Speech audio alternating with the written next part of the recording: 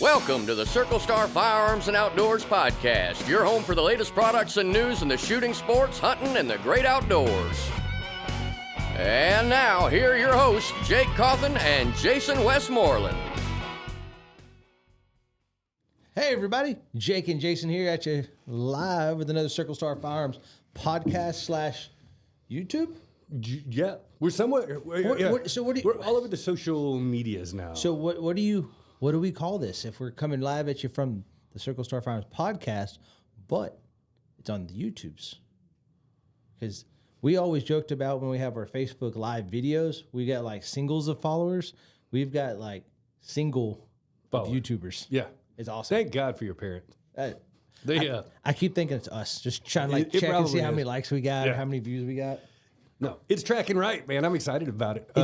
We were talking about this today, and I hope y'all at home in your car, place of business, wherever, y'all are liking it because at least feels from our side better, right? We're engaging more. We got a little planning going on. It's all of a sudden like it's just the media day. It's where it's at. Fun. We needed the media day because we've got to interact more. We knew that. It's just we're the guys on the floor. That's what we've always done. Oh yeah, and. Everybody walks through. They're like, "Hey, let me talk to Jake or Jason." Yeah. Or if few people that do have a problem, who do you want to talk to? At the very top. Yeah.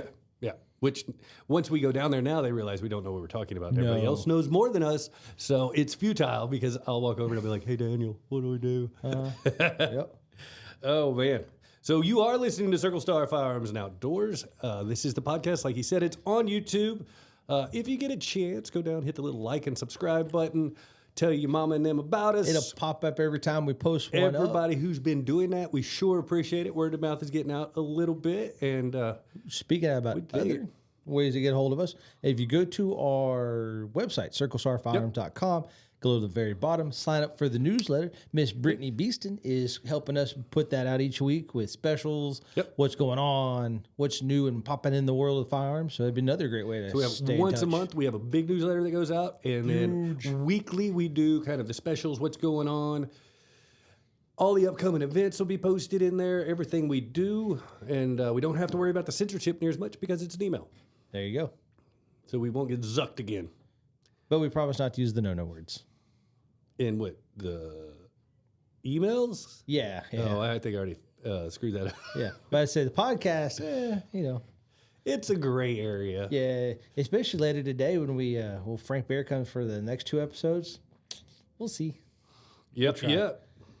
We're doing good. Somewhere on one of these little colorful buttons over here is like a beep. Meep. Meep. Yeah, you get the little SpongeBob dolphin sounds. There's a guy I follow on Instagram that every time he cusses, they put like a duck quack.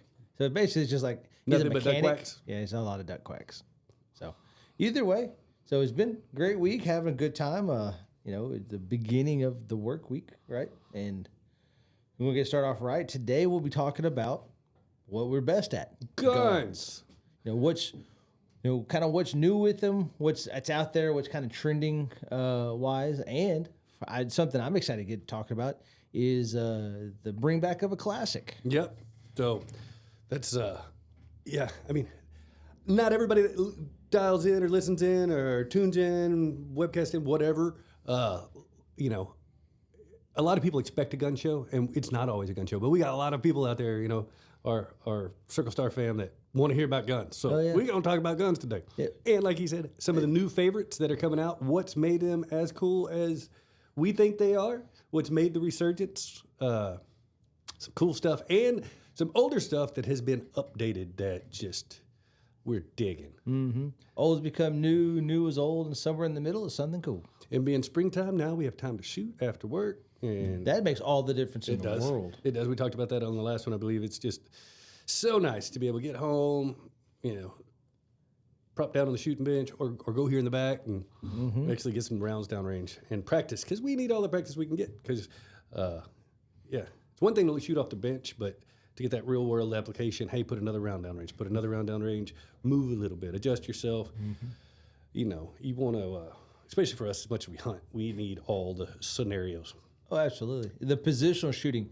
I think that's the biggest problem. I saw it in the law enforcement world, and especially from the hunting community for sure is your average person. They'll go to the range, they get down on the table, maybe a sandbag, maybe not. They'll go shoot 2 or 3 rounds to verify 0. Hey, it's good, and that's it. Yeah.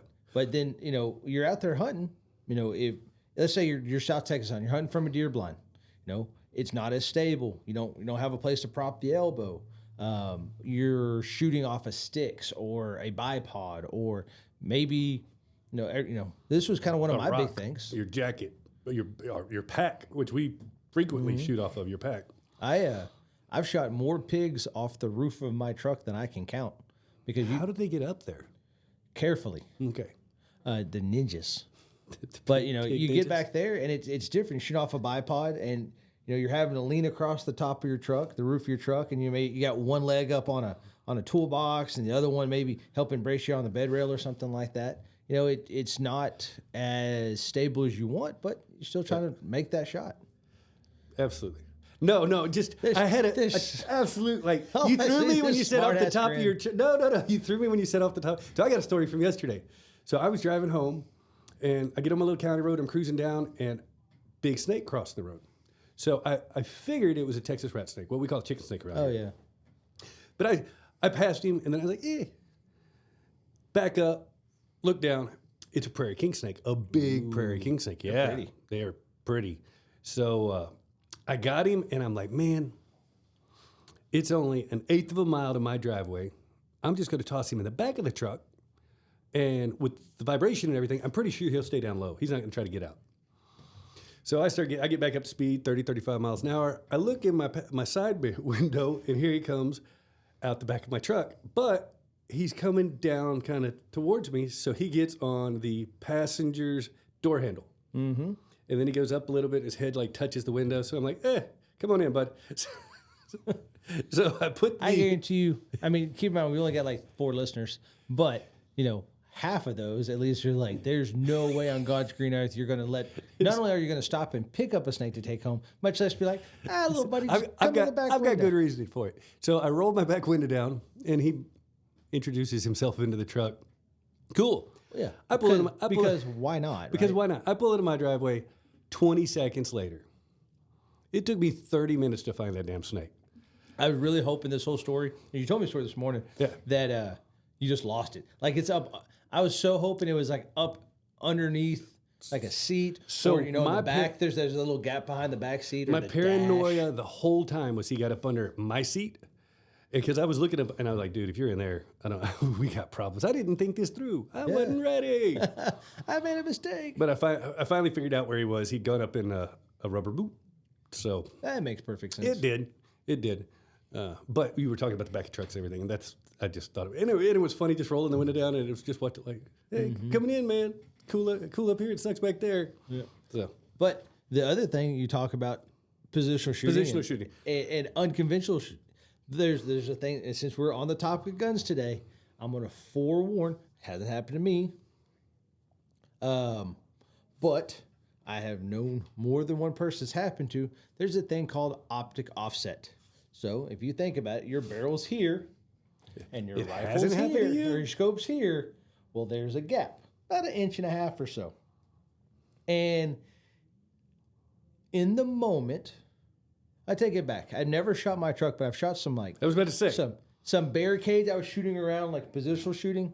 Anyways, my back deck. My wife hears this now. She's gonna go look. There's little 22 holes because I got my bog pot right there. And when I have a fox or whatever the case may be, run close to the perimeter fence, and I shoot. Every once in a while, I forget about the optical offset, and I make a. So that's the big thing to worry about is when you're over the top of your hood or out your side window, that just because you're looking through your scope doesn't mean your barrel's not looking at something in between.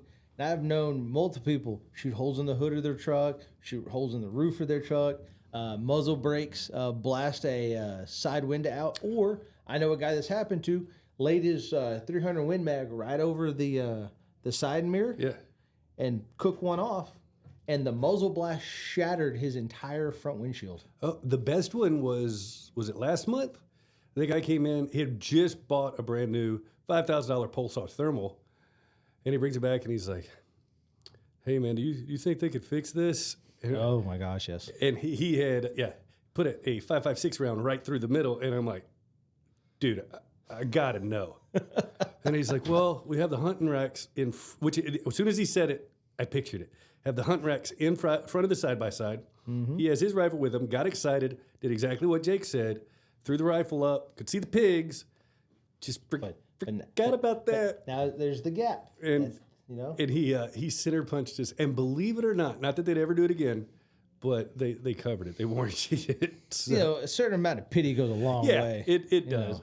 It does. And another big thing with positional shooting, and I think even more so than the rifles, is I would say 99% of our pistol shooters get in one position at one yardage, get in a stance, and shoot. Yesterday.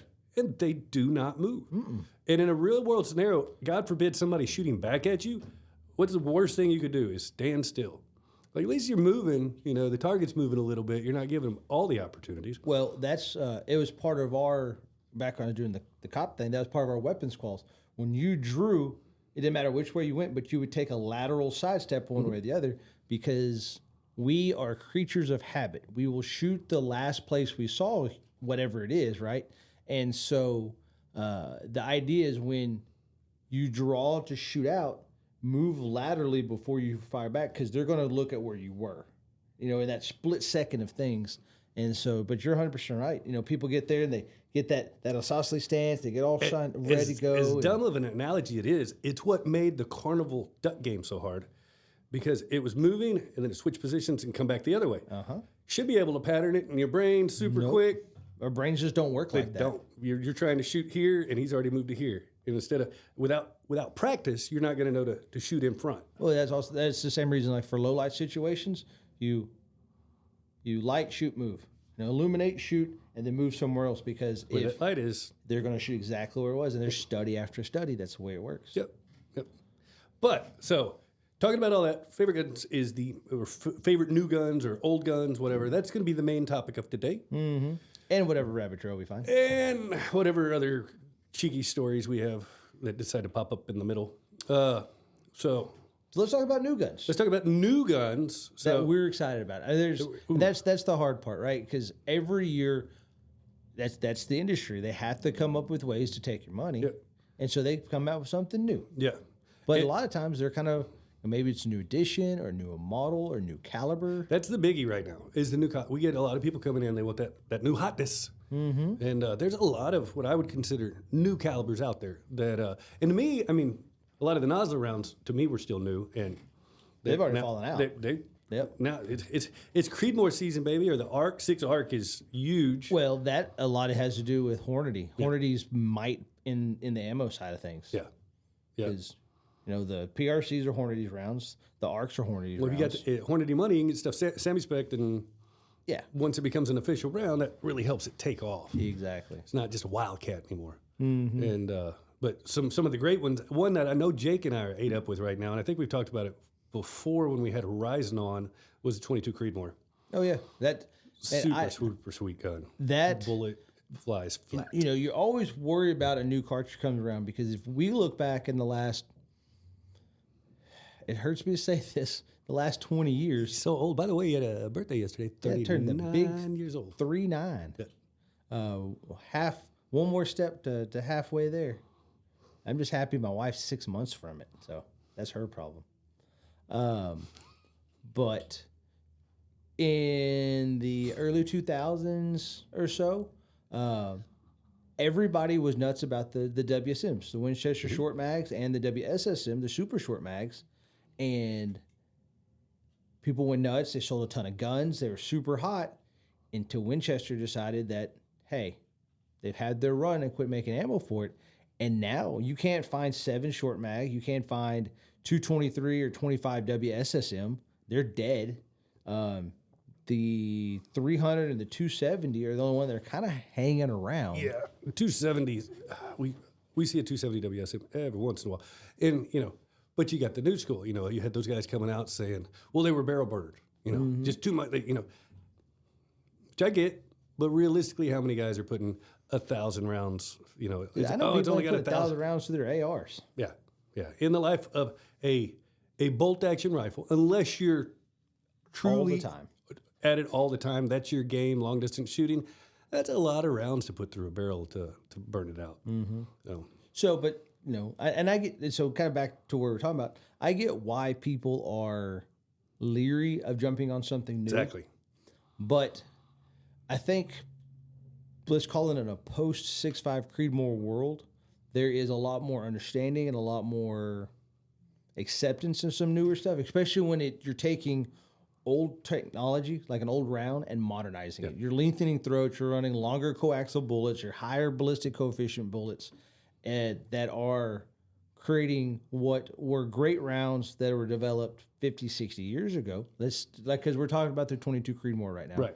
So you took the 22-250, which I'd have to look up what year the 22-250 was created, but you took what was a really fast, small cartridge round, which was great for thin-skinned game and varmints, which is pretty much everything in Texas. The coyote smokers. Exactly. And then we come in and we give it the... I'm looking it up, guys. I'm sorry. I have to know this. Developed 1963. So right there. The year you were born. Yeah. Yeah. Oh, come on now.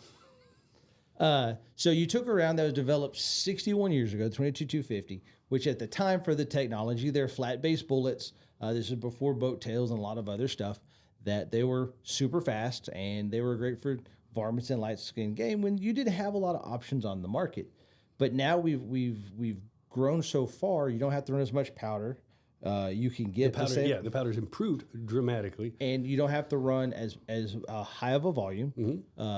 The pressure, how the cartridges push the pressure, is a lot more efficient. And then just bullet designs come so much further that we can get something very similar in the 22 Creed. It's pushing heavier bullets at similar velocities that make it perfect for antelope, whitetail, mule deer. You can load it light all the way down for varmint stuff.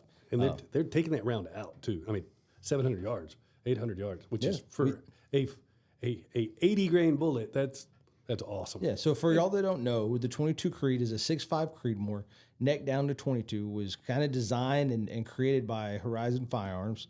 It's been SAMI-spec'd. It's standardized. That's why you're seeing it all of a sudden all over the place. But you take an 80 grain pill, push it 3,300 feet a second on a really long, skinny bullet. That equals a lot of things. No recoil, super flat trajectory, plenty of muzzle, kinetic energy. Wind drift's not jacking with it like it would. Yeah. So no, super cool. So that's one of the cooler rounds that's out right now.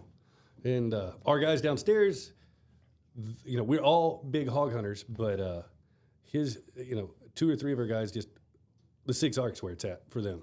And they've had some real success. I thought it was going to be the 6 SBC a couple years ago because they were talking about the military taking it on and this and that. And it was, I went out with the company. They did a demo with me on the 6.8 and I shot 3 or 4 pigs and just flipped them. And I'm like, man, this could be something.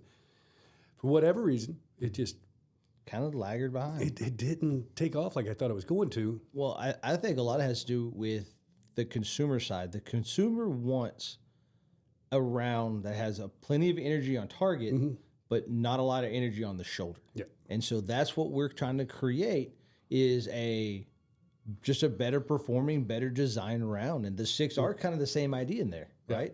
Yeah. But you're, so 6mm, that's 243 caliber bullet. That is probably 2,600 feet a second. That is not a heavy recoil, but once again is perfect for majority what you're shooting. And I'd say a lot has to do with bullet selection. I mean, not when I say bullet selection, not the cartridge, but the actual style. Bullet, yeah. How does that projectile performing?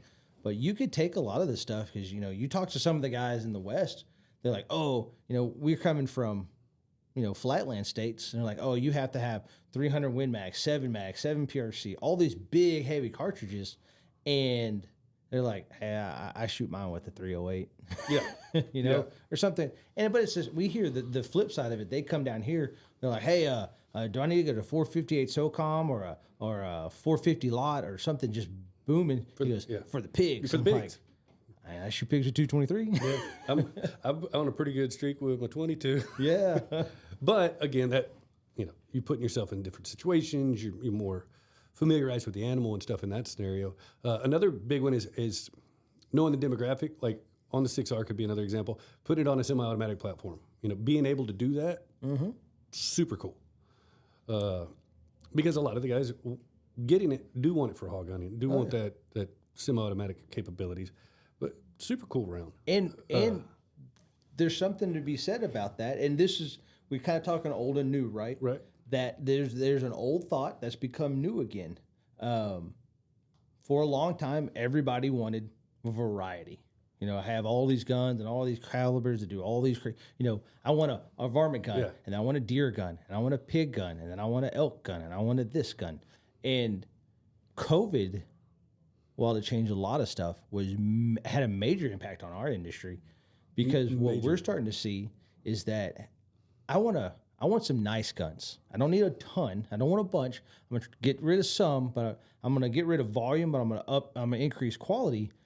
But what a lot of guys are doing, just like what you just said, I want a bolt 6-arc and I want a gas 6-arc, because I don't necessarily need 10 guns, but I want 10,000 rounds of the same ammo. And I can use it both directions. Exactly. The consolidation of calibers is smart for several reasons. One, like you said, if you have multiple platforms you can use it on, that's fantastic. That gives you the option, depending on the scenario and what you're using it for. Another one is you become familiarized, like me with a 308, your drop, and things that aren't necessarily instinctual, but over time, hey, I know this bullet. I know how it performs. I know what it does through this platform and this.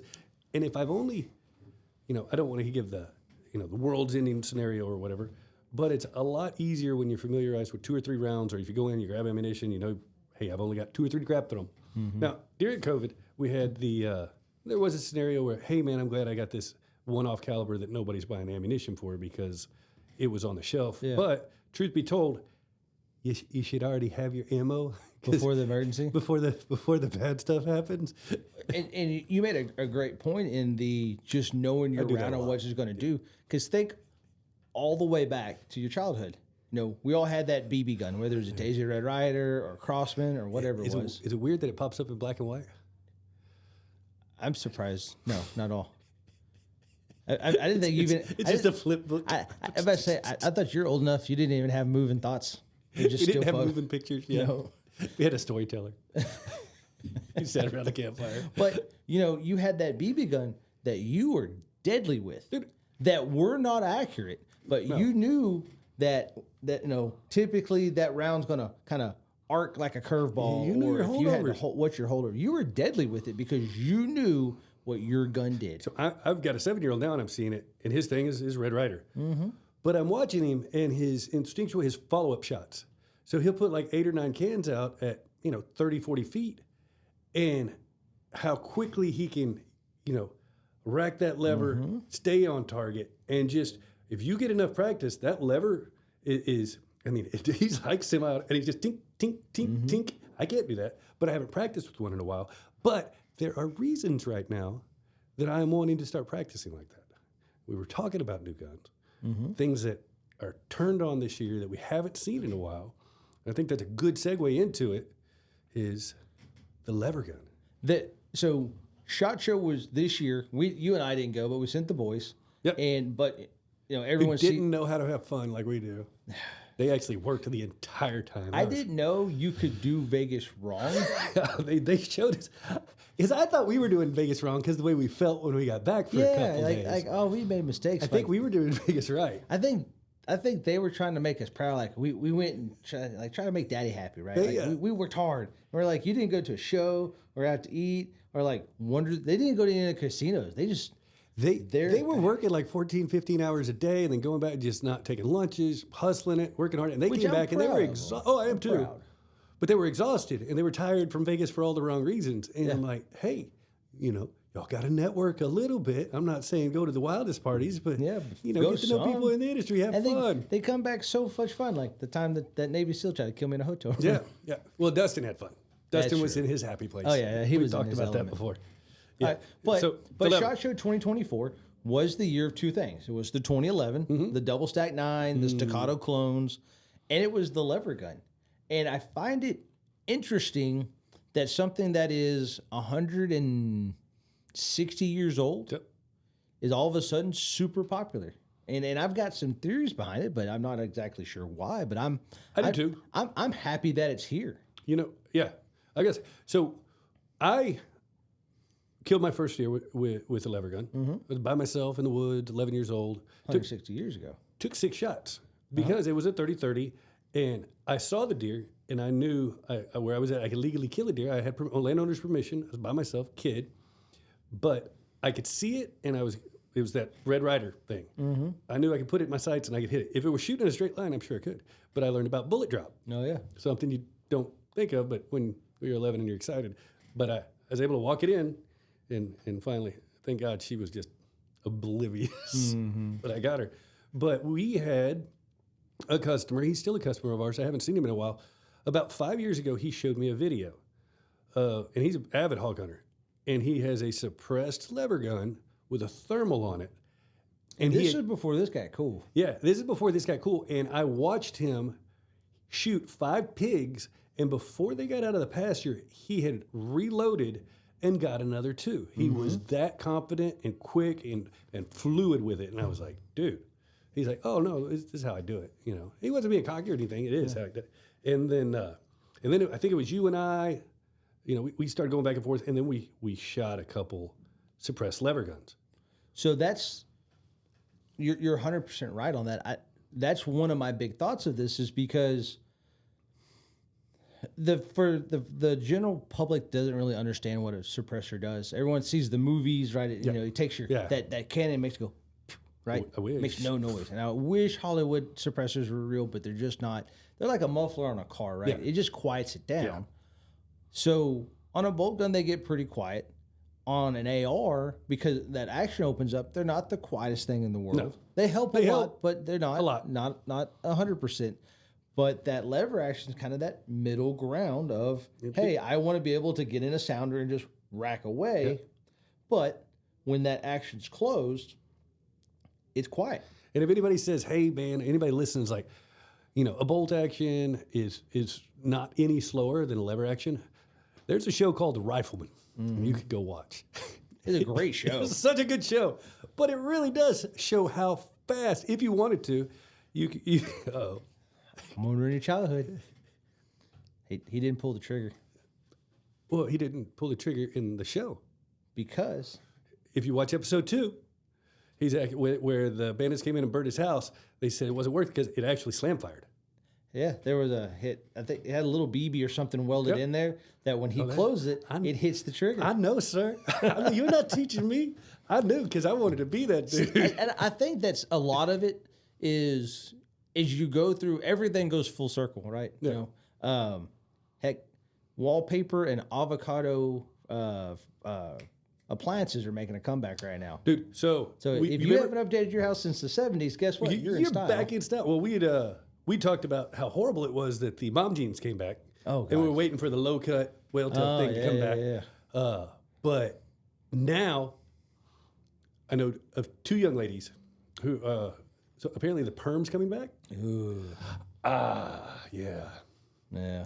Some stuff's got to stay in the past. You know, Becca watched one this morning. I was watching Instagram with her. That baggy jean shorts, like the baggy pants for women now, just lop them at the knee. That's the new short style. Mom top with baggy bottom. Somehow, I've joked about this because my son wears skin tight clothes. Like, I wonder where you learned that from, Dad. What? I've got blue jeans on. The ones you had yesterday, your freaking skinny jeans, my just hiking kill pants? me. Yeah, you're hiked up your ass pants. Those things is tight. Oh, you like that? I was giving you a show, sir. Nobody wants to see that show. I'm trying to give you a goal to work towards. You can look like that. Yeah. Nope, I can't. Don't want to. But you know, the lever guns. I think some of it is, you know, we've gone through the bolt action, we've gone through the AR. That, you know, and there was that little period where bullpups and futuristic designs was kind of really hot. Yep. That we hadn't circled back. That, you know, wheel guns and lever actions was the kind of that last frontier before we kind of loop back around. And, you know, just like chasing the perfect caliber, chasing the perfect platform for what your you're doing. And for us around here, we want something that can be suppressed. Subsonic is great because we can throw a can on it. It's going to be quiet. We want something that we can get quick follow-up shots. But another one, when you're outside at night, you can't really see what you're doing. Dude, the fewer moving parts you have, the less things you have to go wrong, which I'm not saying there's anything undependable about a semi-automatic platform. I'm just saying stuff happens. It's easy to forget stuff, to oil, you oil it or rack it. Racking, it's the big one. Or if you do rack it, you know what everybody does when they leave the truck and they have forgotten, or they're in the buggy, they slow rack it. Mm-hmm. And it doesn't lock forward. They don't use the forward assist. Or the one you see a lot is they'll put the mag in, but they don't seat it well. Yep. And so all of a sudden you go to shoot, you thought you racked it, well nothing's there, and then magazine falls out. Yep. That's all things that can happen with a semi-automatic, and we still love our semi-automatics, and we hunt with them a lot. But not as much happens with the lever gun. But just like with a revolver, fewer moving pieces, a little bit more dependability, especially at night when you're fumbling around, can't see what you're doing, and what are you holding there? Well, kind of talking about the lever gun and how we've taken old to new. Mm-hmm. I think your major manufacturers are kind of still in the space. You've got Henry, been around forever. You've got Ruger, who owns Marlin now. Is doing a great job. A great job. Really stepped up and did a great job over what when Remington owned Marlin was doing. You've got Rossi, who are importing them. Yep. They're making a great gun. Which Rossi's making a Winchester clone right now that's legit. There's still some Winchesters floating around, but like this one here, it's the Rossi R95 for y'all on the YouTube's watching. But what's nice about it, you've got the blued receiver and barrel. You've got that. There's a certain amount of sex appeal to the wood, right? It's classy, it's clean. You find, but what they're taking what is classic and old, just ignoring you. That's some sexy wood you got there. I know, in my lap of all places. But they're doing modern things. Like this one's got the oversized glove loop, which is nice, so it's easier to get your hand in and kind of rack it fast. But and what you just said, and hey, for a lot of anybody listening, a lot of you guys watching, so you see that the oversized loop that he's showing off right there. We get people to come in all the time and ask, they want the big loop or whatever, and they're like, hey, so it actually serves a purpose, especially, and you figure it out if you've owned one and you hunted in. It's a glove loop. No, yeah, because you can't fit your hand in there with a pair of gloves. So, but it does definitely make it look cooler. It does. Yep. But like this one here, this one's chambered in 4570. But they are getting wise that, suppressors are, I'm going to say at this point, mainstream. Yeah. That they're threading them from the factory. Yep. And that's been one of our biggest problems in the past, is finding a place that would thread them for us. And then there's a lot of extra effort. You have to move the front side back. You got to cut the tube and move it back. If it's got a barrel band, you have to move it back. There's a lot of steps. The fact that they're getting wise and threading them from the factory is really smart. And that one is drilled, tapped, all ready for a Picatinny rail and a suppressor. Yeah, you could run buck iron sights if you wanted to for something in the truck that you don't want to blow your eardrums out, but you're driving around checking cows and like, oh shit, oh heck, there's a coyote, there's a pig that needs to get shot. But you're not gonna, right, shorter with barrel, the can, with the can, low and then, recoil. Just looking at it right now, just what we were talking about a second ago. One thing. Big advantage a lot of these levers have over the semi-automatic platform, especially where we're at in brush country, is that little 223 bullet or 5.56 or whatever Grendel hits a twig, is you shoot a 45-70 going to truck on through. 45-70 going to keep on going. It's the scourge of the It's the little choo-choo to good. But so I grabbed this one. I grabbed this one first because it is very traditional looking. Outside of the threaded barrel, it would be a very traditional. And it's got the extended tube on it, which is super cool. So, but very, very, when you imagine lever gun, this is kind of what you imagine. Minus the threaded barrel and But. And then we're going to the future. The future. This one's brand new this year. It's the Smith & Wesson 1854. I think that they're making several different similar models. So this one's the 1854. Which they're making in two grades. Mm-hmm. They're making this, which is more the hunting grade. And then there's like a collector grade. Have you seen it? Oh my God. Yeah. Yeah. But so this one is what I call Space Ranger. Yeah. right? Yep. Because there's companies out there, Ranger Point Precision, Mad Pig Customs, that are making, skeletonized stock, Picatinny style forends. They're making them very AR-esque, right? But this one here is a little more on the traditional side with some new age twist. So it's all synthetic furniture. It's got the glove loop, but there's little things. I like the flat face trigger, which will help you be a little more accurate. And I just like flat face triggers for a lot of reasons.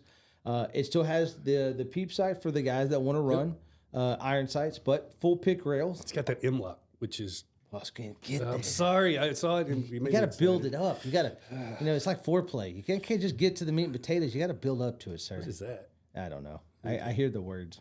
Yeah. But this one's ready to go. You could throw a thermal on there, night vision right off the bat, or a little red dot, be perfect. But you are absolutely right. They got smart and they put 3 M-lock slots in the front end because if you wanted to put a light, a laser, a vertical grip, really any accessory you may want. I hadn't even thought of a vertical grip. I was thinking bipod. We got to put one on there and see what it feels like. Oh, can you imagine? Just a little vertical grip, a place you could pull back. That's what I'm... And then just rack it. Yep. Yeah. Yeah. All right, we got to do it now. But I like the fact you could, let's say you've got, like I have, the night vision on a helmet, throw an IR laser on the side of it. You want just, you hear your chicken's making noise at night. You want a white light to kind of illuminate your backyard. Yep. Place for it. But the other things is that they chose to be able to load it both directions. Yes. I saw where you're going. Oh, no, I was going to try to cock back you again. So you can either take the tube out and drop a whole bunch in real fast, or if you have, this one's already threaded, if you have your can on, the tube gets in the way, or the suppressor gets away the tube, you can side load them. Brilliant engineering design. They put a lot of thought into that, and that's what I appreciate about you. That's what I appreciate about that. Yeah. No, everything about that is just cool. So far, just 44 mag, but I am sure there are... I've heard 30, and 4570. I think 4570 is next. Probably. And then I think they're coming out with the 30. But if you get a chance to check it out, the most, I think it's walnut, the most incredible stock on it, the other version of this gun. Just it's a work of art. It is. Be one. I don't necessarily have safe queens, or I'd say I don't. I've got a couple, but I don't like them that much. I like to shoot my guns, but that's one. That's beautiful. Beautiful. It looks like something Jake would chase at like Dallas Safari and be playing with it. I'd be like, put it down. We can't afford it. I never felt more poor. You were playing with that gun, and I saw the price tag. It was like $250,000. I was like, Jake, put the gun down. Well, hey, in my defense, that's their fault for letting me touch it. There's a reason why when we go to a jewelry store, they don't let me touch the Rolexes. Well, they don't even let me in a Ferrari. There was a reason they let you touch it, though. Because if you break it, you buy it? No. Anywhere else you go, dressed like we dress, they think they could just be like, oh, he's poor, he doesn't need to touch it. But in there, guys intentionally try to dress down to get the deals and be like, so we looked kind of like everybody else. But it was their costume. That's how we just dress. Yeah. So they're like, oh, these guys must be super wealthy. They look like crap. Hey, where'd you get those tore up jeans and that ratty T-shirt? You're like, I don't know, my closet. The Goodwills. So lever guns making a huge resurgence, and we're excited about it. I am, especially for the brush gun aspect of it. But I think it'd be fun to train just to get good again with that. And if you're looking for a really good subsonic round that has great thermal performance, that is not overly picky over ammo choice, and basically the opposite of what 300 Blackout is. Yeah. Suppressed 3030 is close to Hollywood Quiet, but just will wreck. And they're dropping suppressed 4570 now too. I mean, it's like 405 grains, slinging a whole Cadillac at them, but it's quiet when it goes through the air. On that same train of thought, going back to the semi-automatic platform, and we were talking about new calibers. I don't want to leave it out. 8.6 Blackout. Oh yeah. So subsonic, but shooting out to 400 yards. The downside is still a Wildcat. But there is some rumors out there. And I've got information from somebody who's in the know. Who's in the know, and he said it's not going to take off. But because a behemoth in the category has built a competitor to it. But I'm hoping it does, because to me, it's almost the perfect round, other than the price of the ammunition. Yeah. Because but I mean, if I do accuracy by volume a lot of times at night, so it's one of those. I would get the stuff to reload for that one. That one you'd have to. Just to get costs down to where it's manageable. Because you're right. If I'm going to get it, I'm shooting it. I'm shooting a lot. Yeah. But for those of you who don't know, it is a Creedmoor 6.5 Creedmoor with a 338 Lapua bullet, and it's shooting it subsonic out of the barrel, and they're hitting targets at like 600 yards, but killing pigs at 400 yards plus. Yeah, and it's spinning typically it's like a 1 in 3 3 twist. Yeah, it's a 50,000 RPM is how fast it's spinning. That's insane. It's so cool. And yeah. And if anybody wants to know what I want for Christmas or my birthday, we've got one down in the showroom that I sure do like. That switch. Yeah. No, the fix. The Q fix. Yep.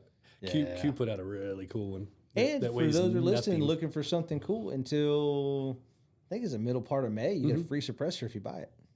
Do you? Oh, that's right. That's right. You get So they call that the fix, and then the suppressor that goes with it, the pork chop. Nice.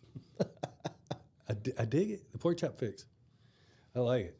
So, so that was new guns getting that's old guns getting new. And so let's talk about newish guns getting better. Getting better. So for those of you who don't know, who haven't heard us brag about it 1,000 times, can you make good great? Last year, Ruger, who we love, Ruger Marlin, they invited us out to their ranch in Wyoming, and we got to spend a few days prototyping and kind of giving our words of wisdom on what they were going to release, the new American 2.0. And realistically, us breaking them. And us, that was it. Because we use, and they knew if they put the guns in their hands, we weren't going to be gentle. We're not like swinging them against trees. But just using them. But they're trying to find out really where using them. A guy that's going to use it, where are the faults? Yeah. And I really wish they would have taken my advice because I thought it was They did take some of wonderful. our ideas. Yeah. I thought that was a very clean fix, but it didn't hapen. Well, they listened to some of the stuff, and I understand I think it's because production-wise. I was trying to get a royalty out of it. That probably had something to do with it. Yeah. A penny. They could have spared a penny a gun. And then you'd be like, I'm on Ruger's payroll. I'm rich. Yeah. But we got to test out these guns. They brought us down, and they real world application. They threw us a bunch of different calibers, and we got to go out and shoot prairie dogs. Yeah. And super fun for about a day, and then you start feeling bad for them. yeah, I almost felt bad for them. You kill like 500 of them, and you're just like, oh. Well, then we started. You get to where you start doing doubles, and then triples, and then we got bored with that. Then distance became the thing. And then we started drive-bys. And we did, and that was fun. That was fun. And we got overly good at doing drive-bys on prairie dogs. You get to the ranch is a padlock. Yeah, it's like 200,000 acres. It's some crazy number. So we had our own basically small state to goof around in. So with millions and millions of prairie dogs in everywhere. And so we shot them close, we shot them far, we shot them in groups, we shot them in singles, and then we started just driving around, and we tried to see could you hit it while the car is moving, and then if you could get how fast you could go and still hit them. Yep.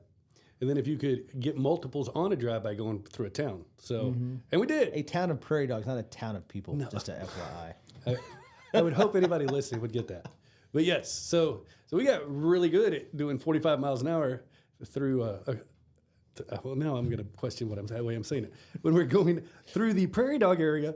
Was it prairie dog school zone? Yeah. And we had some go fast guns too that were there, a couple machine guns. Like we were putting on them. The 5.7 by 28 turned out to be the go-to. The go-to. Yeah, it was awesome. But then one gun at the time we hadn't had a lot of experience with was the 7 PRC. Oh, yeah.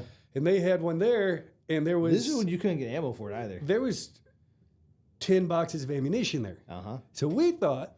We got a case. We thought... Apparently that was for everybody. That was for everybody that they were going to invite. We ate all the birthday cupcakes we were supposed to share. So we shot 200 rounds of 7 PRC at prairie dogs, which, by the way, if you've ever seen anything vaporize, that's what happened. Just a red mist. And they just disappeared. Well, you shot one at like 45 yards. Did shoot one? It was closer than that, I do believe. Where I didn't use the scope, I was pretty much pointing. But man, that was fun. But these rifles, were the Ruger 2.0s. Mm-hmm. And they knew they had a lot to live up to. They had a home run with the original. They had a gun that was, at the time, $530 that... And there's plenty of videos out there where people putting a 4x16 Vortex on it and hitting a 10-inch plate repeatedly at 1,000 yards with a 6.5 Creedmoor. Vortex did that. They have a video of an unboxing, mounting, and shooting a grain. Going. And everybody who got them said, hey, action's a little rough. Yeah, that zipper sound. Stock was cheap. Stock super flimsy, super cheap. Yep. But other than that, if you can get over that, solid rifle. It shoots good. Yeah. So we were really anxious to see what Ruger came out with, and we got to see it sooner than most people. But they came out with the 2.0, and they. But you got to appreciate a company that will listen to its consumers and make the change. And I just grabbed one. I got one here in my hand. And they did everything and then some. Some things I didn't even think they were going to do. So they stuck with the IQ trigger, but one of the coolest things is they dramatically improved the stock. Yeah. When you feel it, more solid. It is. It feels substantial. But a couple of the big things they did is here on the back, they did a true grow with me stock insert that's 2 inches. So what that means is you could take that insert out, put that pad back on the stock, and now it's a compact gun. Now it's a youth gun. It's a youth gun, something they can truly grow into. Because that's a big problem to run across. People are trying to buy a deer rifle for their kid, and like all kids, they're going to grow out of it. Or not all women come through here want a deer rifle, and they're not. Most women are smaller statured, so the rifles are too long for them. They can't get comfortable on them, and this allows the best of both worlds. Yep, it really does. And I mean. And a lot of kids, when a gentleman or lady is buying a firearm for their 11-year-old, or 12-year-old, they're a year outside of puberty, just like you said. I'm in that spot with Travis. Oh, you are. He's about to shoot up. You could tell. So it's perfect. And then the cheek riser, which this is the one it comes with, but they sell a medium and a high. Yep. So you can get that perfect position. Yep. The recessed stock sling studs. I'm sorry. That way they don't hang out. They don't get caught on nothing. Yep. Then and then the action is really improved. They got they used to have that zipper sound that everybody hated, and that solved that problem. Then we got, which is probably next to the stock. It's the most eye catching thing. They put a fluted barrel on it, and it spiral fluted at that. Looks good.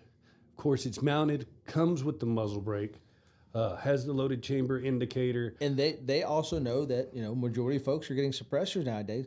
They're all coming already threaded. It's not something you're going to have to worry about. And then if depending on the model, some of them have the detachable mags, or they all have detachable mags. Some of them have more of the AR-style mags, and some have the 3-rounders. Depending on the caliber. Yeah, that has a lot to do with it. But there's 3 major ones, right? There's the regular, the one he just showed you. The regular. That's the ranch. The ranch, which us old guys, when we hear the Ruger Ranch, we're thinking of the Mini 14 back in the day. But this has that short. This is more of a compact barrel size. Yeah. So and this is a lot more of your AR cartridges. You're gonna be your 450 Bushmaster, your 6.5 Grindles, 300 Blackouts, 5.56. You'll notice it has the bigger compensator at the end of it. One of the cool things about it is because you got a thumper there. That's that 450. This is the 450. Yeah, it's huge. One of the cool things about it retains all the things I liked about their rifle. It has the same style stock. It has that grow with me insert right there, and with the 450, it has a lot of cushion right there because you want it. Another great one to suppress. But then, it is. And then there's the third one, which is the Predator, which we're lucky for, and kind of why we chose this for the podcast, is that it just dropped this week. And I think this one is, of all of them, the sexiest. It's beautiful. So it has the burnt bronze Cerakote on the barrel, and then it has the gold flaking or the bronze flaking in the stock. And it's green. So that burnt bronze stock is just a perfect color combination. Really does pop. And but the barrel is going to be 2 inches longer. So you've got the 16-inch with the ranch. Is that right? 18-inch with the... Is it 18 or 20? Depending on the cartridge. Yeah, I think it depends on the cartridge. And I believe this is going to run 22 or 24. That's the 204. That one's probably 24. Yeah. Yeah, which we got a Ruger 204, which that's one of only he only had 2 cartridges I think actually named after him. The 204, one of them. Yep. It's a cool caliber, and it kills prairie dogs too. They're smart too. They are going to add more. They're going to add a left-hand. I verified this. There's a left-hand version coming at the end of the year. Yep. They are adding more cartridges, but they're focusing on the really hot ones. They're top sellers right now. The ones we're waiting on, we should see at some point this month. The 6.5 PRCs will come out. Then there'll be the 300 and the 7 following it. It's going to come out into 22 ARC. 270. And our guy at Ruger said that as the summer comes along, they're making sure that the hunting calibers will show up ahead of hunting season. Yep. Which is the deer hunting stuff. Right. They kind of push more of the predator, target, and varmint rounds first because it showed up right after deer season. They said, we're not going to sell a lot of 7 mags in February, but we'll sell a lot of 300 blackouts and 5.56s because people are predator hunting. And one thing I haven't seen yet, which I'm sure they're going to do, is do the rimfire cartridges. Oh yeah. Which would be. I bet you next year you'll see an update to that line of them. Yeah, and I bet next year too we see the hunter. I mean, they go wild. Yep. Yeah. So. The camo. Yeah. The other one we've been getting a lot of, and they don't stick very long because it's a hot cartridge. And we're loving it. Is they're also doing it in 6 ARC. Yeah, which we've just been talking about. Just a cool cartridge all the way around. Mm-hmm. I dig it. And then we were talking about pistols. I wish you had mine up here. I've got that cool new Watchtower Apache. Oh yeah. But yeah, the 2011s are taking over the world. That'd be a whole podcast. It's a long rabbit hole to go down. But there's just so many cool guns out there right now, and different calibers, and all different reasons to get them. Gotta catch them all, like my Pokemon. There you go. So, what's new around the store? Oh man, so we wrapped up with St. Patrick's Day. We were able to give old Anderson Volunteer Fire Department their check. Now all the guys are hunting. Daniel got back today from West Texas. Got himself he got him a stud turkey. He's really proud of. I'll let him tell the story. I don't want to spoil it for the listeners. Y'all have to come ask him. Yeah, because he ain't no turkey hunter. It was Byron was just grinding his gears yesterday. It was awesome. It was a wee bit windy apparently too. Boogie went to South Dakota to chase birds. Yep, smoked some feathers. He smoked some feathers. You know, kind of has a similar story to you. I don't know. See, there's no witnesses to his story. He said he had somebody give him a 25 yards range, and he shot, which I get. Yeah, I get. They said that the bird was at 20. He said that arrow sailed straight over the top. Went right over the back of him, which if gave him a haircut. You know, it's the exact same thing. We've been in that scenario to where, man, it's worth it to range twice. Always range twice. Wait a second. Yep. Give it a second thought. Give it a sec. Now, and you. I know you're in the moment. You get all excited. Well, it's not like our scenario that we had. There, we only had a tiny window. It's that thing. So, hey, he's about to be gone. You hear a call, you make it, but you know, hopefully you haven't pushed in that hard, that fast. You know, you're gonna be able to sit down and actually range, get a plan. You know, there was a lot going on in that hunt where that range we had a bad range that, you know, big learning curve for us. It's true. See, I haven't done a whole lot. I haven't been hunting really at all. My focus is getting ready for May, making sure gear's squared away. If my son gets his act together, he'll go with us. So Travis not going? If he's got another week like this week, no. Yay, boys! I gotta figure out a way to motivate him. But trying to get gear ready and checked out. I bought some new stuff. I'm getting it all ready to go, and just that's where my focus is, mainly because I'm torn between. I got the 7, which will be. I'll start load development next week on this new 7 PRC, and I got the 6.5 that I've shot all sorts of stuff with, and I've got a load developed for it. I just need to make some ammo for it that I haven't quite decided which one I want to take with me. The 6.5 being more than adequate for black bear, even black bear at a distance. But, you know, even though I have a good pistol on me, the hedge my bet thought is take my 7 PRC, because if somehow I piss off a brown bear up there, there's more energy behind you can do your tactical retreat easier with the yeah. You know, I do them a whole kind of like the every Winchester poster I idolized as a kid. You know, coming around the mountain, and there he is. Exactly. Yeah. That there's a little more oomph behind that PRC. So I'll take one of the two. I hadn't quite decided yet. Or take both. Or you take a lever gun. Show us how it's done, Papa. There you go. We had the one. It'd be cool. You got that one story. Yeah. I'm slowly but surely trying to buy that back from Byron. I'm wearing him down. Yeah. I got Todd on board. I'm wearing him down. That's neither one have agreed to it, but I want it back. Yeah, that's got such a good story. That's for another show. But let's see what else. Dustin has been chasing Neil Guy continually for the last couple of months, and for y'all listening, it's such a good story because he'll get down there and he'll hunt his absolute tail off, and he'll leave. And I think someone knows, or they know, because like he'll be halfway back to Anderson, and he's got the trail camera that texts him. They're there. Well, he came into me, and he said this week after week after week when he's been going. He goes, "Dude, it's like they know I'm there. Like they're on the camera right until I get there, and then as soon as I leave, they're back." And I'm like, "Then what are you doing?" Yeah, because they know you're there. Yeah, like you're doing something. Yeah. Well, no, I'm nestled in here. I'm like, something. There's a key somehow. At this point, it's not coincidence any longer. But it is funny because his like grandparents who live on the same piece of property, you're taking pictures of them in their backyard and sending it to him. They're just everybody's trolling him. They won't quit eating the flowers. But he's determined. He's going to do it. I have faith that he will eventually, before he's 70, he will kill a Neil Guy. So come hell or high water. It's going to happen. What else have we been doing? I've been doing a lot more varmint hunting here recently, just because I haven't been able to get too far away from the house. Got a lot going on with baseball season. I know you guys do too, with the kiddos, and so I've been wrecking shop on all the little predators. Haven't been able to go out big hog hunt or anything recently, but I'm doing the same thing. I'm getting ready for that May bear hunt. Yep. And then right after that, I mean, I think it feels like a snowball, because then it just. Between then and the end of the year, the holidays with the store, hunting season, our hunting trips and everything. Speaking of that, we ought to see what says 11th. Sometime in the next week and a half or so, we'll see what we drew in New Mexico. And then in the month, we have... I like the way you say, know what we drew. Like, we did it this year. I don't know. We put it off an outfitter, and I think we went from a 0.06 to like a 0.1% chance. So, I know. So you're saying there's a chance. Hey, like playing the Powerball. Somebody's got to win it. Yep.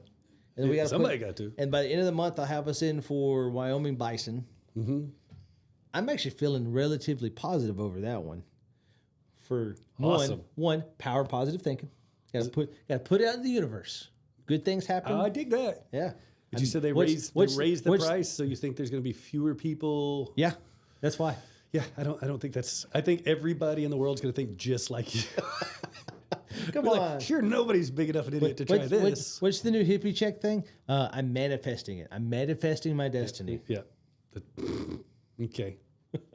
That's. I'm not touching that one. Hey, but yeah. It worked for Lewis and Clark. It did. Don't ever read their story. It ends so horrible. It is. Oh, it's so bad. That's what happens. So that's your whole thing. It's like the world's most epic hunt. Because if you ever go on the most epic hunt, what's there after that? That was his problem. He peaked in such a high peak that... Yeah, it's Meriwether Lewis. That's Lewis's problem. Yeah. Because Clark was cool. He's like, he didn't want to go. He got talked into going. Oh, but don't tell everybody if they don't know how the story ended. But think about it. It's just sad. You go on the world's most epic 2-year hunting, exploring extravaganza with an unlimited budget from the U.S. government. And the amount of fame, yeah. To come into obscurity, you're like, all right, cool, No, it's same fate as first governor of Texas. Mm-hmm. He had the same. And I got a Texas history teacher that would kick me right now that I can't think of his name, but anyways, he kind of it'll come to me by the end of the show. He went and met the same fate. Just peaked and Yeah, that's why you can't. That's why you go out when you peak. You can't come off the hill. And the cool thing about us, we're never gonna peak, buddy. Yeah, here's the peak. We're so far down. We got climb. We're not even at base camp 1 on Everest yet. What's funny is we feel like we're climbing up a mountain and we're still just on a jungle gym. Just we're in the parking lot. We're still in the parking lot. That brings back bad memories of this year. you're so excited in the parking lot. Anyways, guys, we're gonna let y'all go. It's been another wonderful podcast. Hey, thank y'all all for listening. Thank you. If you liked and subscribed, if you haven't got the email and you'd like the email, just go to our website. Scroll down towards the bottom of the page. There's a link right there. Click on it. We'll start emailing you, letting you know what's going on, any upcoming events. And we do promise, if you're watching on the YouTube, you can't see it. We got some decorations. I got a table downstairs. It's going to look better. Custom made a farm table that's going to look really good. Hopefully, it will have it up here and all done next week, or the next few podcasts we put up, and then we're gonna have some decoration. Like the place will look good because we know it's kind of dark and dank and depressing right now. All you have to do is stare at us and a gray wall, which the gray wall is probably prettier, but it's true. So we're working on it. We're working on it. The folks that have come in and said, "Hey, I watched," we took note. We're going to make it look good. Also, remember you can find us on not just all your favorite streaming platforms, but we're on the Gram, the Tickety Tockety. Ooh, which one more violation? We might set a record for how quick we get kicked off. Kicked off. So I didn't realize you can't post. I figured out real quick. We can't post firearm. Yeah. Can't post ammunition. Can't post dead animals. So it's just going to be you and me doing TikTok dances? I think that's why they do the dumb TikTok dances, because that's all you can do without getting kicked off the TikTok. And I still don't get the dumb. I hate that. I don't get it. I made one the other day and I felt dirty. I was just like something about making stupid TikToks. I'm just like every fiber of this. You made a TikTok dance video? No, I just made a TikTok. I did the one where I walked around the counters with the little guy with the looky glasses. Yeah. And I had some stupid song to it. Then you just took it and put it on Instagram. Yeah. Yeah. And I was just like, I hate this so much. But people like it's how it connects. We got to do it. Whatever connects. Yep. And then this month's blog just came out, so you can find that on our social media as well as the website. And we talked about it earlier. Go sign up for the newsletter. We're seeing stuff out weekly. There'll be specials. There'll be what's happening. There'll be, some news. We talk about a lot more than just, we throw out like our favorite recipes, what cool equipment we found, what cool trips we, there's some discount codes in there. Big failures we've had at during hunting, and then I gotta write a little bit while we're hunting, so I'll be able to throw a little excerpts in that in there this year. And then if we can figure out how to do it with the podcast, very Donner expedition. Yeah, like day 3, food's getting low. Jake's starting to look like turkey from cartoon. He already looks like a turkey from a cartoon. So it won't take 3 days. But when we go on some of these future podcast destinations, we have the equipment to where we should be able to record while we're there and then meld that in with the show. We've got some awesome guests coming up, which I'm super excited about in the next couple of shows. But we just really appreciate you guys. Thank y'all so much. Share, word of mouth is the best way. If you can tell your friends and them. That's how we grow. We appreciate it. If you got any constructive criticism, advice, or any of that, we'll listen. It might not change, but but we'll listen to it. There you go. Okay. Guys, thank y'all so much. Y'all have a great week. We'll see you soon. Bye, everybody. Bye.